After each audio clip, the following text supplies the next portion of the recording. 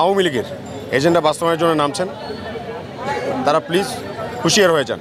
যে গত 21 দিন ধরা চলমান শেরেবাংলা মেডিকেল কলেজ হাসপাতাল সহ বাংলাদেশের সকল সরকারি হাসপাতালের অব্যবস্থাপনা এবং স্বাস্থ্যখাত সংস্কারের 3 দফা দাবিতে শিক্ষার্থীরা আন্দোলন চালিয়ে যাচ্ছে এবং এই শান্তিপূর্ণ আন্দোলনে দফায় দফায় হামলা হয়েছে, মিথ্যা মামলা হয়েছে। শান্তিপূর্ণ আন্দোলনে যারা শিক্ষার্থীরা অনশন করছিল তাদের উপরে দালাল চক্র, সিন্ডিকেট চক্র, যাদেরকে আমরা দেখেছি যে তারা পতিত স্বৈরাচারের ছাত্রলীগের দালালি করছে, তারা হচ্ছে সংঘবদ্ধভাবে শিক্ষার্থীদের উপরে হামলে পড়েছে এবং তারা এই স্টাফের অ্যাপ্রন পরে হামলে পড়েছে। কিন্তু এখন পর্যন্ত আমরা কর্তৃপক্ষ থেকে কোনো প্রকার বিচার, এখন পর্যন্ত সুষ্ঠু তদন্ত সাপেক্ষে বিচার পাইনি বা তাদেরকে কোনো দায়িত্ব নিতেও দেখিনি। এটা তো মানে খুবই লজ্জাজনক যে এটা তাদের ব্যর্থতা।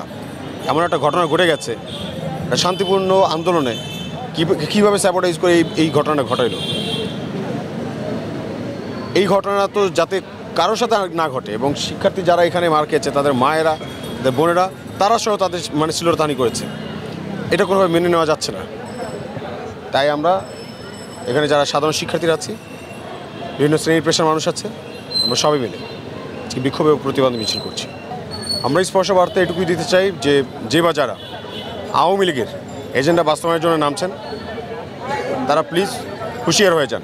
ন্যাচারাল ব্যাকটেরিয়ালাইসিসের সুরক্ষায় ফ্রেশ ও অ্যাক্টিভ সব সময়। এখন ধুলাবালি জীবাণু ঘাম ক্লিন বোল্ড রিমার্ক।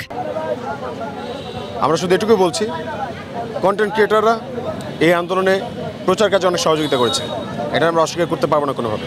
তাদের একটা বড় ভূমিকা ছিল, সাংবাদিক ভাইদের একটা বড় ভূমিকা ছিল, কিন্তু এই কন্টেন্ট ক্রিয়েটর এবং সাংবাদিকদের মধ্যে যে ভুল বোঝাবুঝি বা হচ্ছে এই লেস টানাটানি, এটা খুবই লজ্জাজনক যে সাংবাদিক ভাইদের সাথে কন্টেন্ট ক্রিয়েটরদের সাথে এরকম হবে কেন। আমরা বলবো যে আপনারা সাংবাদিক, আপনাদের দায়িত্বশীল আচরণ করুন এবং যারা কন্টেন্ট ক্রিয়েটর তারা তাদের দায়িত্বশীল আচরণ করুন। আপনাদের মধ্যকার সমস্যা আপনারা নিজেরা বিভেদটা মিটিয়ে নেন। আর প্লিজ এখন যদি এখানে আপনারা সাংবাদিক, আপনার দায়িত্ব আছে, কে বা কারা আওয়ামী এজেন্ডা বাস্তবায়ন করছে, আপনারা তার কাছে জিজ্ঞেস করুন কেন করছে এগুলো, কী কারণে করছে। তাহলে কথোপকথনের মাধ্যমে, সংলাপের মাধ্যমে অন্তত হচ্ছে আসল সত্যটা বের হয়ে আসবে। আমরা চাই না কোনোভাবে এখানে তৃতীয় পক্ষ এখানে এন্ট্রি নিয়ে এই আন্দোলনকে নস্যাৎ করার কোনো রকম চেষ্টা করুক।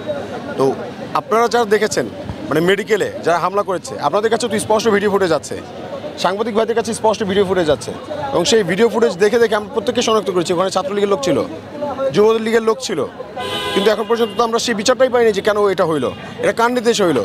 ডিজি এখান থেকে চলে গেল, সাথে সাথে হচ্ছে নির্দেশনা আসলে এরকম যে প্রশাসনের হস্তক্ষেপ করবে, প্রশাসনের হস্তক্ষেপ মানে এটা ছাত্রলীগ দিয়ে মার খাওয়ানো, এটা কার নির্দেশে হয়েছে, ডিজির নির্দেশে হয়েছে। তো এটাই তো মনে হচ্ছে কার নির্দেশ হয়েছে, স্বাস্থ্য উপদেষ্টার নির্দেশ হয়েছে, এটাই তো আমাদের কাছে এটা মনে হচ্ছে।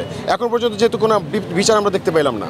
শ্রমিকরা আমাদের সাথে আন্দোলনে যুক্ত ছিল, তারা আমাদের সাথে আন্দোলনে শরিক হয়েছে। তারপর হচ্ছে ওখানে কিছু লোক এসে আন্দোলনকে স্যাবোটাইজ করার চেষ্টা করছে, তৃতীয় পক্ষে এসে ঢুকেছে। তারপর আমরা কিন্তু তাদের সাথে গিয়ে বসেছি, তাদের সাথে কথা বলেছি এবং আমরা কথা বলার মাধ্যমে আমরা বুঝতে পেরেছি যে আসলে এটা সম্পূর্ণই আন্দোলনটাকে নস্যাৎ করার জন্য একটা চক্রান্ত, এছাড়া কিছু নেই। এবং তারা কিন্তু ব্যাপারটা মেনে নিয়েছে এবং তারা আমাদের সাথে সংহতি প্রকাশ করে আন্দোলনে ছিল। কিন্তু কেননা আমাদের আন্দোলনটা এটা যৌক্তিক আন্দোলন এবং সারা বাংলাদেশের মানুষের জন্য, প্রত্যেকটা শ্রেণীর পেশার মানুষের জন্য, শ্রমিকদের জন্য, এতে শ্রমিকদের লাভ বেশি হবে। এই শিক্ষার্থীরা এখন শিক্ষার্থী আছে, কিছুদিন পর তো ভালো ভালো জায়গায় যাবে, ওদের সামর্থ্য ওইরকম হয়ে যাবে যে হচ্ছে ওরা প্রাইভেট হাসপাতালে গিয়ে ট্রিটমেন্ট নিতে পারবে। কিন্তু মাথায় রাখতে হবে যারা শ্রমিক ভাইরা আছে তাদের ক্ষেত্রে কিন্তু এটা টাফ হয়ে যাবে।